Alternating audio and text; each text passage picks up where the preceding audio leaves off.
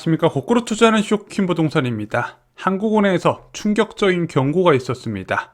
올해 하반기에 최대 부동산 위기가 온다는 소식이었습니다. 영상 시청 전에 구독으로 부탁드리시기 바랍니다.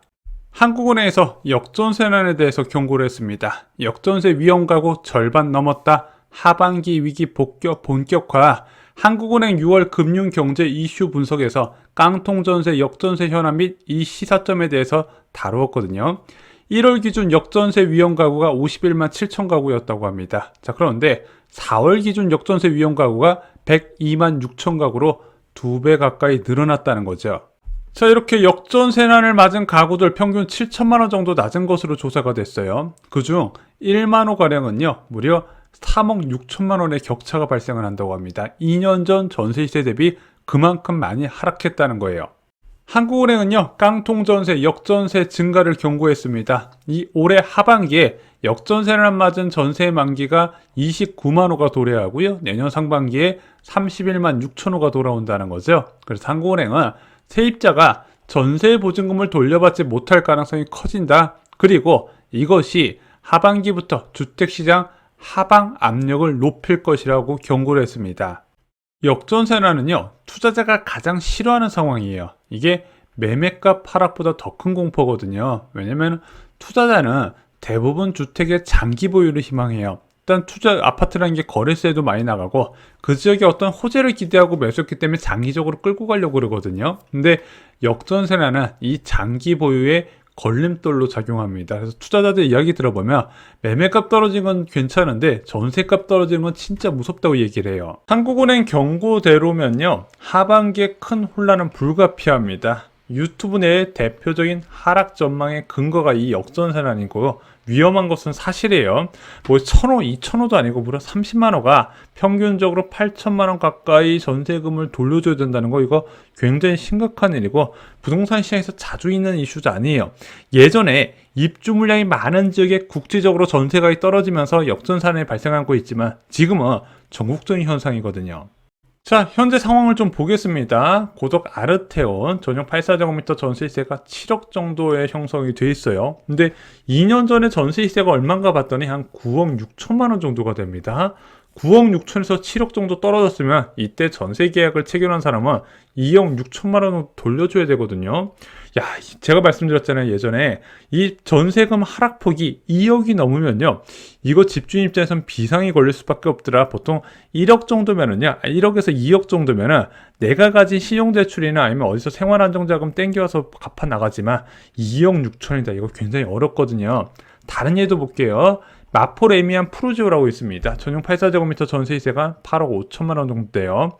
자, 얘가 2년 전에 전세 시세가 11억 2천만 원 정도가 됐습니다. 얼마 떨어졌죠? 거의 3억 가까이 떨어졌죠. 자, 이때 임대를 놓은 사람 입장에서는 머리가 굉장히 아플 수밖에 없다는 거죠. 근데 현재 이게 진행 상황이거든요. 당장 이 하반기부터 딱 시작한다는 게 아니라 이미 올해 1월부터 진행이 많이 돼 왔던 겁니다. 근데 왜 안 무너졌죠? 지금 서울 아파트 시장, 강동구나 마포구나 오히려 매매 가격 올라가는 흐름이죠. 일단은 이런 식으로 위험한 전세 계약을 체결한 비중이 많지가 않다는 겁니다.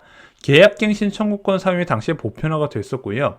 그리고 계약갱신 청구권을 사용하지 않은 신규 계약도요, 높은 반전세 비율을 자랑했다는 겁니다. 그래서 높은 전세금을 받아 투자한 일부 사람이 문제가 되고 있는데, 그러면 신규 투자자가 있을 것이고 다른 곳에 투자한 사람에서 좀 나눠서 봐야 되는데, 일반적으로 이 신규 투자자는 큰 문제가 지금 안 되고 있더라. 왜? 그냥 본인이 입주해버리면 된다는 거죠. 그럼 문제가 된 것이 이 전세 보증금을 받아서 다른 곳에 투자한 사람이 문제가 발생할 요인이 좀 있다는 거죠.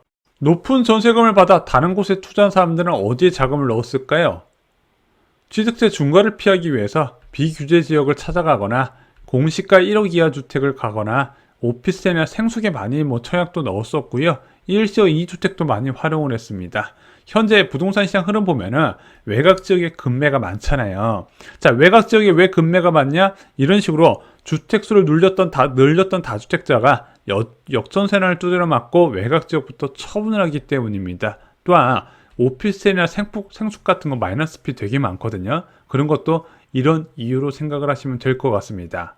하지만 역전세는 현재 진행 중에도 불구하고 이것이 집값의 하방 압력으로 계속 작용하지 않는 이유는 지금 매매 수요가 늘어났기 때문입니다. 그래서 역전세를 맞은 집주인한테 선택지가 생겼어요.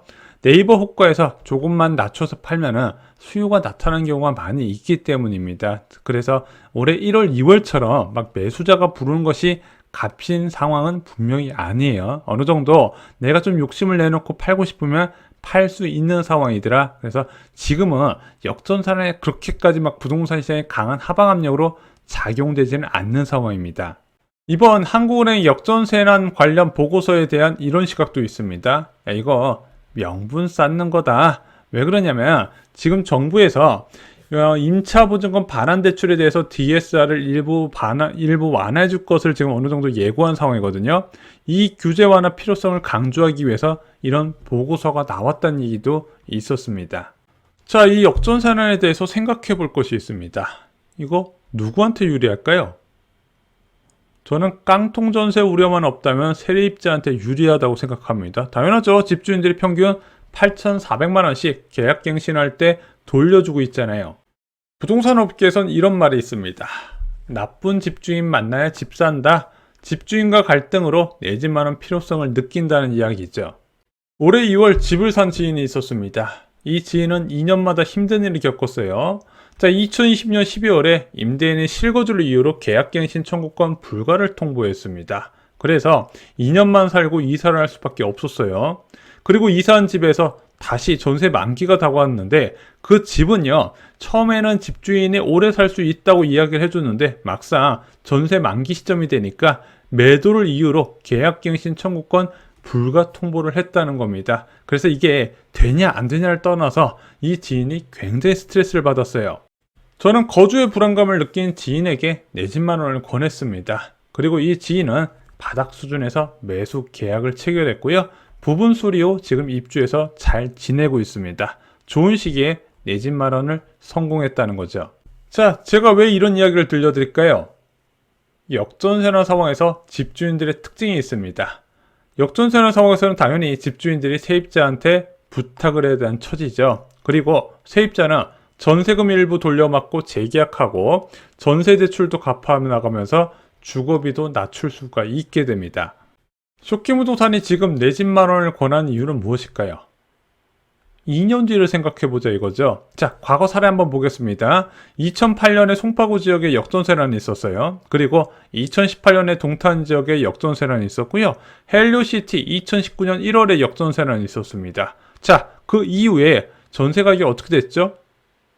역전세난 이슈 있을 때만 잠깐 떨어지고 지속적으로 올라가는 흐름이 나타나게 되죠. 자, 이번에 일부 돌려받아 전세 재계약했다고 생각해 보겠습니다. 다음 재계약 시점은 어떨까요? 우리 한번 예상을 해보자는 거죠. 자, 다음 재계약 시점인 2025년 6월에 전 기준금리가 현재보다 높을까요, 낮을까요? 저는 아주 높은 확률로 지금보다 기준금리가 낮을 거라고 생각합니다. 기준금리가 낮다면 예금금리도 낮을 것이고 예금금리가 낮으면 코픽스금리도 낮으면서 전세자금대출금리도 낮을 겁니다. 낮은 전세자금대출금리는 전세 수요를 부르고 전세가 올라가는 요인이 된다고 말씀드렸죠. 또한 2년 뒤에는요, 지금보다 소득은 당연히 더 높을 것이고요. 지금보다 늘어난 유동성도 생각을 해야 됩니다. 그러면은 전세 가격이 어떻게 될 것인지 예상이 뻔히 되는 부분이죠. 바로 2년 뒤에 까칠한 집주인을 만나게 될 겁니다. 어떻게 얘기할까요? 지난번에 1억 받아갔죠? 이번에도 시세대로 합시다. 전세금을 올려줘야 될 확률, 아니면은 세입자를 내보내고 집을 처분하려는 집주인들도 늘어나게 될 겁니다. 자, 2년 뒤 나쁜 집주인을 만나면 어떨까요? 그때 세입자는 내 집 마련의 필요성을 느끼게 됩니다. 말씀드렸죠? 나쁜 집주인이 있어야 세입자가 내 집 마련을 한다고. 자, 근데 그 시기에는 전세값도 높을 것이고 전세값이 높을 땐 매매값도 높다고 말씀을 드렸습니다. 집은 거꾸로 사는 겁니다. 금리가 높아 전세 가격이 하락할 때 내 집 마련하기 좋은 시기라는 거죠. 만약에 나쁜 집주인 만나서 등 떠밀리듯이 집을 사게 되면요, 그때는 늦은 것이라는 거 다시 한번 강조를 드립니다. 가족을 위한 내 집 마련 접근법, 쇼킹 부동산 신간, 부자들의 부동산 노트 이 한 권에 필요한 모든 것을 담아두었습니다. 자, 내 집 마련하시는 거 인생 일대의 중요한 결정입니다. 이 정도는 공부를 하고 접근하신 것을 추천드립니다. 이상 오늘 영상 마치겠습니다.